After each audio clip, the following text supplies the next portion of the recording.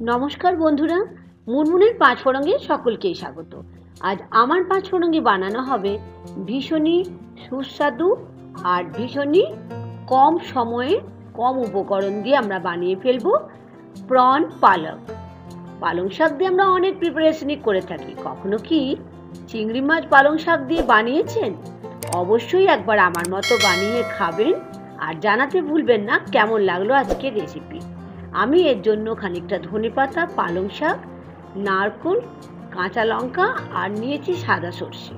সাদা সর্ষে যদি না থাকে তাহলে কালো সর্ষে পোস্তও নিতে পারেন, আমি বলে দেবো পরিমাণগুলো পরে। প্রথমেই গ্যাস স্টোভটা জ্বালিয়ে বড় কাপের 1 কাপ জল বসিয়ে নিলাম। জলটা যখন বেশ ভালো করে গরম হয়ে যাবে তখন এখানে আমি 10 থেকে 15টা পালং শাকের পাতা একটু জলের মধ্যে স্টিম করে নিচ্ছি। কখনো এটা ফোটাবেন না, একটু স্টিম করে নেবেন যাতে কাঁচা ভাবটা চলে যায়। এখন আমি একটা প্লেটের মধ্যে এটা উঠিয়ে নিলাম।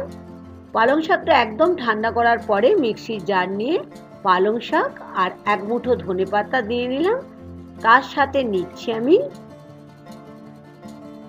নারকেল 100 গ্রামের মতো, আর নিচ্ছি 2টো কাঁচা লঙ্কা। ঝালটা বন্ধুরা আপনারা আপনাদের পছন্দ মতো নেবেন। আর নিচ্ছি বড় চামচের 1 চামচ সাদা সর্ষে। সাদা সর্ষে না থাকলে কালো সর্ষে আর পোস্ত দিয়ে এটাকে পেস্ট করে নিতে পারেন।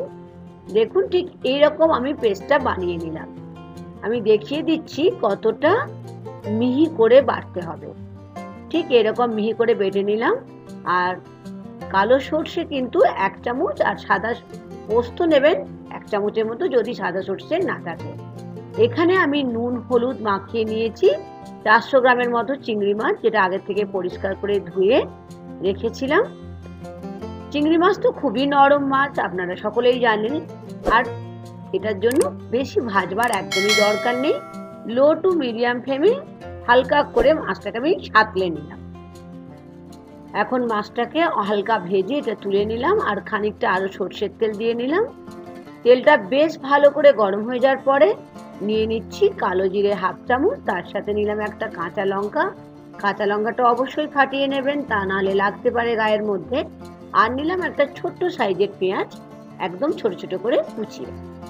লো টু মিডিয়াম ফ্লেমে বেশ ভালো করে এটাকে আমাকে ভেজে নিতে হবে। তার সাথে নিয়ে নিলাম খুব অল্প লবণ, তাহলে পেঁয়াজটা খুব তাড়াতাড়ি নরম হয়ে যাবে। এখন আমি এতে নিয়ে নিলাম যে বাটাটা রেখেছিলাম, সাদা সর্ষে, নারকেল, পালং শাক, ধনেপাতা, কাঁচা লঙ্কা, এই সব কিছুর বাটাটা পেস্টটা দিয়ে বেশ ভালো করে মিডিয়াম ফ্লেমে কষিয়ে নিলাম যতক্ষণ না কাঁচা গন্ধটা না চলে যাবে। তারপর আমি মিক্সি জারটা ধুয়ে জলটা নিয়ে নিলাম।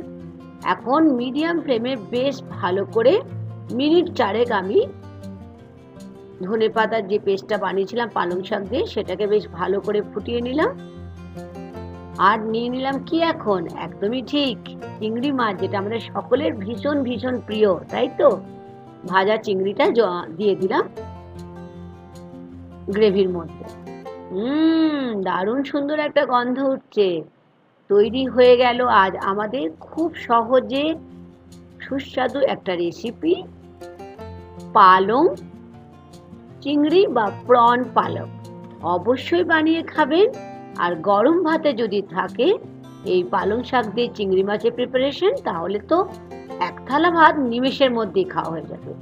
ভালো লাগলে ছোট করে একটা লাইক আর শেয়ার করতে ভুলবেন না। আর নতুন বন্ধু হয়ে থাকলে আমার চ্যানেলটিকে সাবস্ক্রাইব করে নেওয়ার অনুরোধ থাকলো। আমাকে জানাতে ভুলবেন না কেমন লাগলো আজকের রেসিপি। ধন্যবাদ।